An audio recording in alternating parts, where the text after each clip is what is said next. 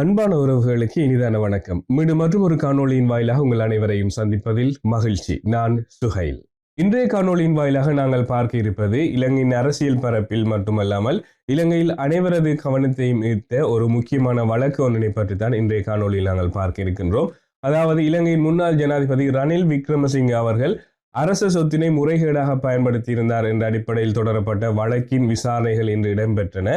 அது தொடர்பான விடயங்களையும் இன்று நீதிமன்றத்தில் என்ன நடந்தது, எவ்வாறான விவாதங்கள் இன்று முன்வைக்கப்பட்டன, அடுத்து என்ன நடக்கும் போன்ற விடயங்களை இந்த காணொளியில் முழுமையாக பார்க்கலாம்.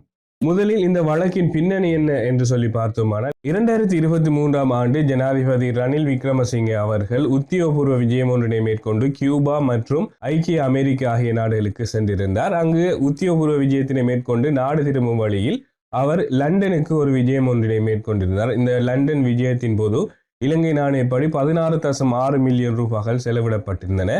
இந்த விஜயமானது அவரது பாரியார் மைத்ரி விக்ரமசிங்கே அவர்களின் பல்கலைக்கழக பட்டமளிப்பு நிகழ்வு ஒன்றாக இருந்தது.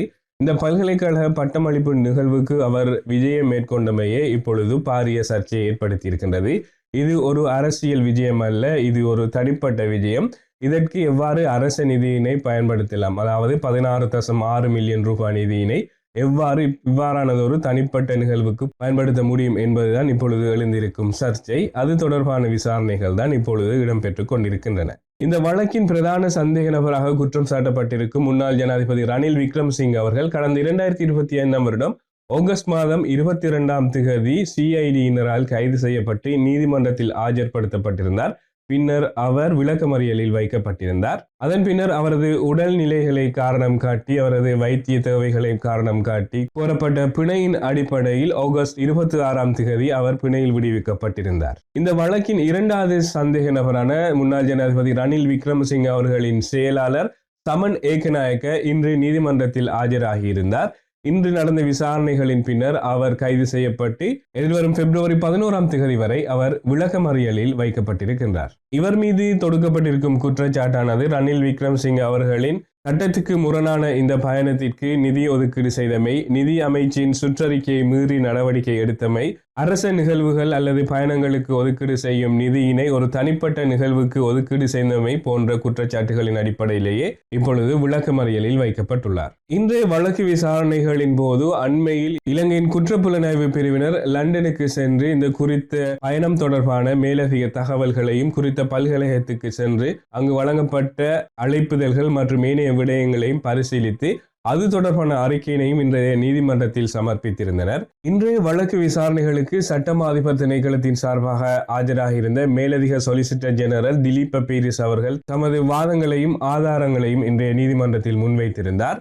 இதன்படி சிஐடியினர் லண்டன் சென்று விசாரித்ததன் அடிப்படையில் இந்த வொல்வர்ஹாம்ப்டன் என்ற பல்கலைக்கழகத்தால் வழங்கப்பட்ட அந்த அழைப்பிதழானது சட்டப்பூர்வ வலுவற்றது என்றும் இது ஒரு அரச முறை பயணத்தை மேற்கொள்வதற்குரிய ஆவணம் அல்ல என்றும் இது பொது பணத்தினை செலவிடுவதற்குரிய முறையான ஆவணம் அல்ல என்றும் அவர் இன்றைய நீதிமன்றத்தில் தெரிவித்திருந்தார். அதே போன்று இந்த பயணம் ஒரு முறையான அரச முறை பயணம் அல்ல என்பதை நிரூபிப்பதற்கு தேவையான அனைத்து ஆதாரங்களும் சிஐடியினரால் திரட்டப்பட்டுள்ளதாகவும் அவர் இன்றைய நீதிமன்றத்தில் தெரிவித்திருந்தார். அதேபோன்று முன்னாள் ஜனாதிபதி ரணில் விக்ரமசிங்கே அவர்களின் செயலாளர் சமன் ஏகநாயக்க அவர்களை கைது செய்ய சிஐடியினர் அவரது வீட்டிற்கு சென்றபோது அவர் அங்கு இருக்கவில்லை என்றும் அவரது தொலைபேசி அழைப்பு நிறுத்தி வைக்கப்பட்டிருந்ததாகவும் இன்றைய நீதிமன்றத்தில் தெரிவிக்கப்பட்டிருந்தது.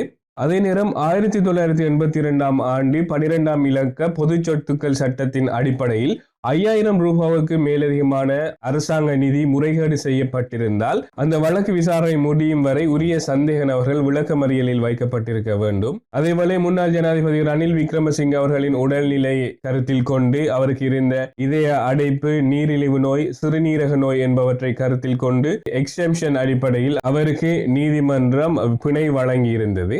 இதன்படி சட்டமா அதிபர் திணைக்களத்தால் இன்று நீதிமன்றத்தில் முன்வைக்கப்பட்ட கருத்துகளின் அடிப்படையில் வழக்கு விசாரணைகள் ஏறத்தாழ முடிவுறும் நிலைக்கு வந்திருப்பதாகவும் ஒரு மாத காலத்திற்குள் இந்த வழக்கின் விசாரணைகள் தொடர்பான போலீஸ் மற்றும் சிஐடி விசாரணைகள் நிறைவுறும் என்றும் மார்ச் மாதம் இறுதி அளவில் சட்டமா அதிபர் திணைக்களத்தினால் உத்தியோகபூர்வமாக மேல் நீதிமன்றத்தில் முன்னாள் ஜனாதிபதி ரணில் விக்ரமசிங்கவும் மற்றும் இதில் சம்பந்தப்பட்ட அனைவருக்கும் எதிராகவும் உத்தியோகபூர்வ குற்றப்பத்திரிகை தாக்கல் செய்யப்படும் என சட்டமா அதிபர் திணைக்களத்தின் சார்பாக இன்றைய நீதிமன்றத்தில் தெரிவிக்கப்பட்டிருந்தது. இதன் அடிப்படையில் விடயங்களை கருத்தில் கொண்ட நீதிமன்ற நீதிபதி எதிர்வரும் 11ஆம் தேதிக்கு வழக்கினை ஒத்திவைத்ததுடன் அதுவரையில் முன்னாள் ஜனாதிபதியின் செயலாளர் சமன் ஏகநாயக்கவை விளக்கமறியலில் வைக்க உத்தரவிட்டதோடு எதிர்வரும் 11ஆம் தேதி பிப்ரவரி 11ஆம் தேதி மீண்டும் வழக்கினை ஒத்திவைத்தார். அதேவேளை இந்த வழக்கு தொடர்பான விசாரணைகளை விரைவாக முடிவுறுத்தி உரிய அறிக்கைகளை சமர்ப்பிக்குமாறு நீதிமன்றம் உத்தரவிட்டிருந்தது. அதேவேளை முன்னாள் ஜனாதிபதி ரணில் விக்ரமசிங்கவுக்கு முன்னர் வழங்கப்பட்டிருந்த பிணை மீண்டும் நீடிக்கப்பட்டிருந்தது.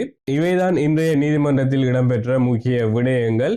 முன்னாள் ஜனாதிபதி ரணில் விக்ரமசிங்க அவர்கள் மீது தொடுக்கப்பட்டிருக்கும் அரச நிதியினை முறைகேடாக பயன்படுத்தியமை தொடர்பான இந்த வழக்கின் விசாரணைகள் அடுத்த ஒரு முக்கியமான கட்டத்தை அடைந்திருக்கின்றது. இனிவரும் காலங்களில் இது தொடர்பான முக்கிய தகவல்கள் வெளியிடப்படலாம். அதே நேரம் இந்த வழக்கு விசாரணைகளின் அடிப்படையில் பெறப்பட்ட ஆதாரங்கள் மற்றும் தகவல்களின் அடிப்படையில் சட்டம் அதிபர் திணைக்களத்தினால் வரும் மார்ச் மாதம் அளவில் குற்றப்பத்திரிகை மேல் நீதிமன்றத்தில் தாக்கல் செய்யப்பட இருக்கின்றது. இந்த குற்றப்பத்திரிகை தாக்கல் செய்யப்பட்டு ரணில் விக்ரமசிங்க அவர்களின் மீதான குற்றம் நிரூபிக்கப்பட்டால் இலங்கையின் பொது சொத்துக்கள் சட்டத்தின்படி 2 தொடக்கம் 20 ஆண்டுகள் வரை சிறை தண்டனை அனுபவிக்கும் நிலை ஏற்படலாம். அதே நேரம் செலவழிக்கப்பட்ட தொகையான 1.6 கோடியின் 3 மடங்கு பணத்தினை அபராதமாக செலுத்த வேண்டி ஏற்படும்.